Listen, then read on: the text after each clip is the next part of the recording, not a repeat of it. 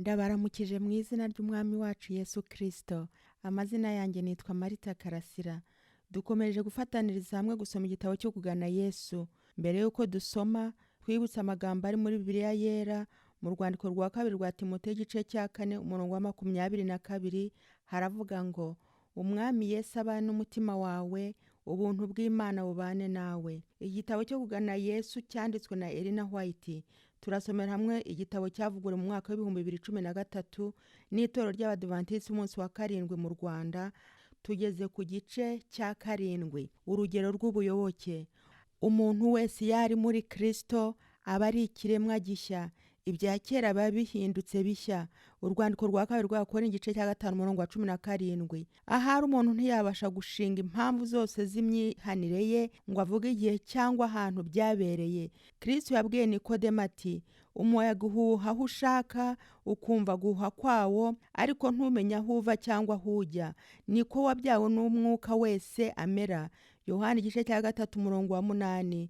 Nk'uko umuyaga utaboneka, ariko ibyo ukora bikaboneka kandi bikumvikana, niko umwuka w'Imana umeze mu mirimo yawo mu mitima y'abantu. Niwe imbaraga ihembura, itabonwa n'ijisho ry'umuntu, ibyara ubugingo bushya mu mutima w'umuntu, ikarema umuntu mushya afite ishusho y'Imana. Nubwo umurimo w'umwuka utabasha kumvwa cyangwa kubonwa, amaherezo yawo ntabura kugaragara. Iyo umutima uhinduwe mushya n'umwuka w'Imana, kubaho k'uwo muntu kurabihamya. Nubwo tutabasha kugira icyo dukora ubwacu ngo duhindure imitima yacu cyangwa kwiyuzuza n'Imana, nubwo tudakwiriye gutega amakiro ku mirimo myiza, ukubaho kwacu kwagaragaza ko ubuntu bw'Imana buri muri twe. Imico ntigaragazwa n'imirimo myiza cyangwa ibyo dukora rimwe na rimwe, ahubwo igaragazwa n'ibyo twamenyereye gukora iteka. Koko haba ubwo twagira ingeso nziza zigaragara zitazanywe n'imbaraga ya Kristo, irari ry'icyubahiro no gushaka kuratwa n'abandi, haba ubwo bibasha gutuma tugira ukubaho kuboneye.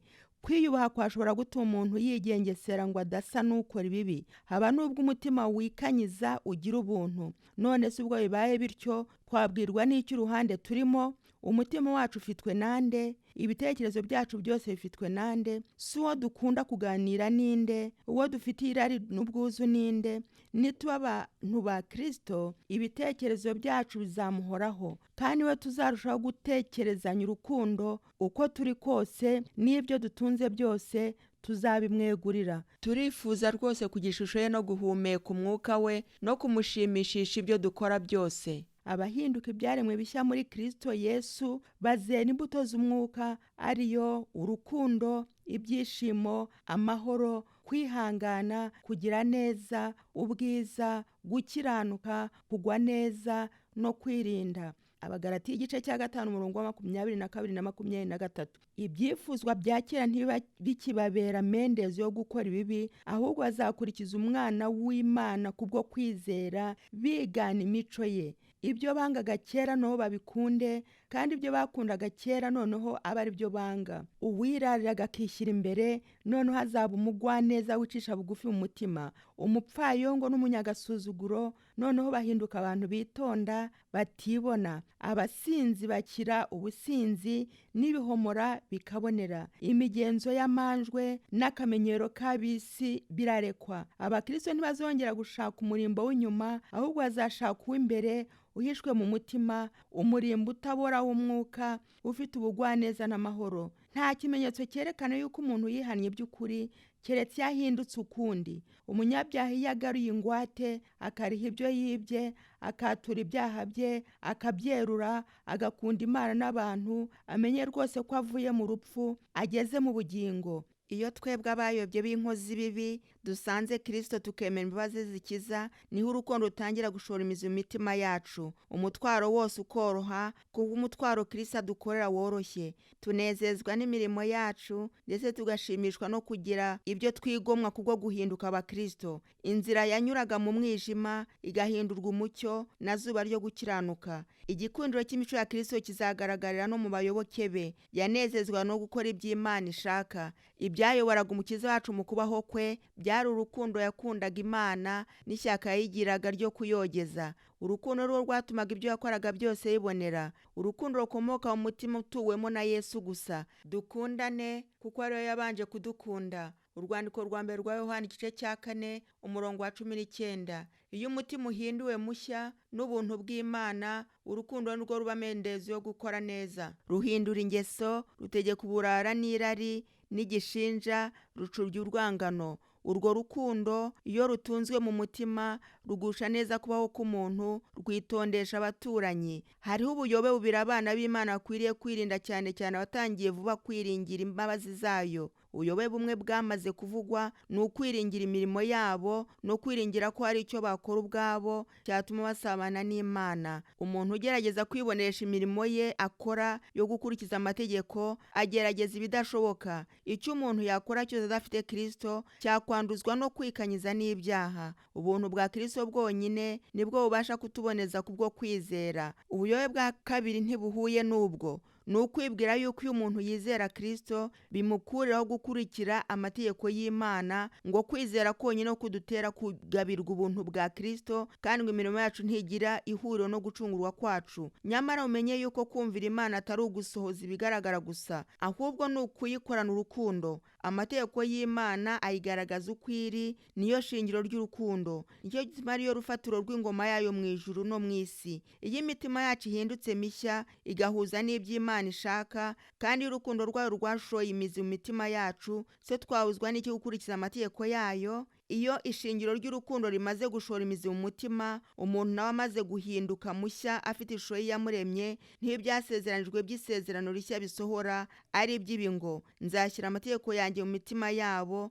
kandi mu bwenge bwabo niho nzayandika. Abaheburayo igice cyacu umurongo wa 16. Mbese amategeko yabanditswe mu mitima ntiyahindura ubugingo? Kumvira ariko gusohoza iby'urukundo ni ikimenyetso cy'ukuri cy'ubuyoboke. Nicyo gituma ibyanditswe bivuga ngo gukunda Imana nuku ari uko kwitondera amategeko yayo. Uvuga ko amuzi ntiyitondera amategeko ye ni umubeshyi, ukuri ntikuri muri we. Urwandiko rwa mbere rwa Yohana igice cya 2 umurongo wa 4. Kumvira kwacu siko gutuma duhabwa agakiza n'ubuntu tugirirwa n'Imana, ahubwo tugaheshwa no kwizera. Ariko rero kumvira ko ni imbuto yo kwizera. Muzi yuko umuntu wese uguma muri Kristo adakora ibyaha. Umuntu ukora ibyaha ntiyamubonye kandi ntiyamumenye. Urwandiko rwa mbere rwa Yohana igice cya 3 umurongo wa 5 kugeza ku wa 6. Urwo ni rwo rugero rw'ukuri. Nituguma muri Kristo, urukundo rw'Imana ukaguma muri twe, uko twiyumva nuko dutekereza n'ibyo tugambiriye n'ibyo dukora byose bizaba bihuje n'iby'Imana ishaka,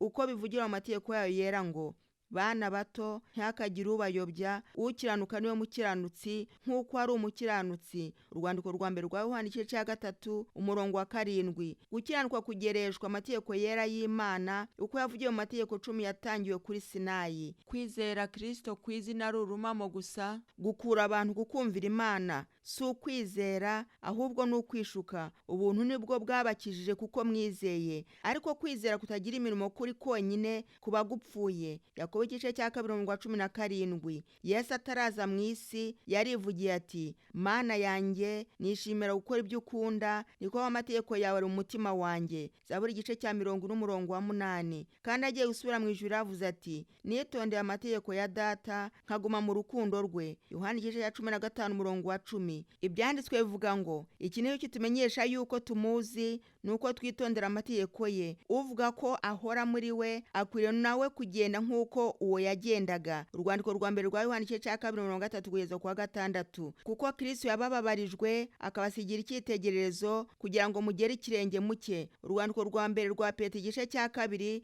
umurongo wa 21. Byashobokeraga Adamu ataragwa gutungisha ingeso ze zera kumvira amategeko y'Imana, ariko uko yananiwe kugenza atyo byatumye icyaha cye kidukongera gikoma ingeso zacu mu nkokora, bituma tutakibasha gutungisha imitima yacu kumvira amategeko y'Imana konyine. Kuko turi abanyabyaha twanduye, ntitubasha kumvira amategeko binonosoye. Nta gukiranuka kwacu dufite kwatuma dushyikira urugero rwo gukurikiza amategeko y'Imana, ariko Yesu yaduciriye icyanzu cyo gukira. Yabaye mu isi, arageragezwa kandi ababazwa nkatwe. Mu kubaho kwe ntiyigeze akora ibyaha. Yaradupfiriye, yemera gutwara ibyaha byacu, no kuduha gukiranuka kwe. Numwiyegurira ukemera ko akubera umukiza, azaguhindura umukiranutsi, naho waba waragize kubaho kwandujwe n'ibyaha byinshi. Imico ya Kristo ibarwa mu kigwi cy'imico yacu, Imana ikakwemera nk'aho utigeze ukora icyaha. Ibirutaho kandi uko Kristo ahindura umutima, aho umutima wawe kubwo kwizera.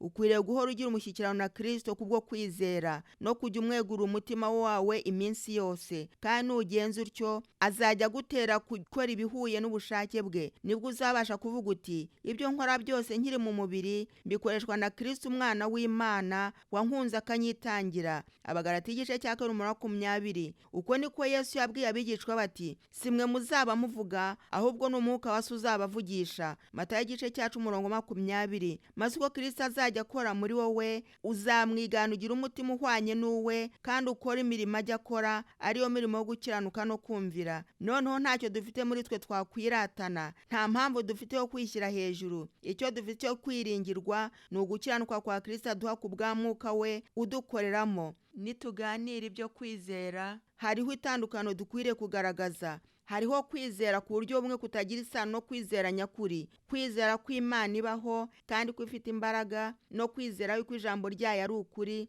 ntibigira ubihakana, ndetse na Satani n'ingabo ze ntibabasha kubihakana. Bibiliya iravuga ngo abadayimoni nabo barabyemera bagahinda umushyitsi. Yakobo igice cya 2:19. Ariko ibyo si ukwizera nyakuri. Kwizera nyakuri ahubwo ni ukwizera ijambo ry'Imana, ugakubitiraho no kuryumvira. Iyo umutima uyiyeguriye no kuyigirira inyota, ubu yizeye by'ukuri. Kwizera kuri gukomoka ku rukundo no ku mutima mushya, ukagira ishusho y'Imana. Umutima umeze utyo, nubwo wajya kugandira amategeko y'Imana, noneho wanezezwa n'ibyanditswe byera, ukavuga nka Dawidi uti, amategeko yawe nyakunda ubu bugeni, niyo nibwira umunsi ukira. Zaburi igice 119:97. Gukiranuka kw'amategeko gusohorezwa muri twe, abatakurikije ibya kamere, ahubwo bakurikiza iby'umwuka. Abaroma igice cya 8:4. Hariho abigeze kumenya urukundo rubabarira rwa Kristo, kandi bakifuza kuba abana b'Imana rwose, ariko bakamenya ko imico yabo itaboneye n'ubugingo bwabo budatunganye, bigatuma batangira gushidikanya ko hari imitima yabo itahinduwe n'Umwuka wera.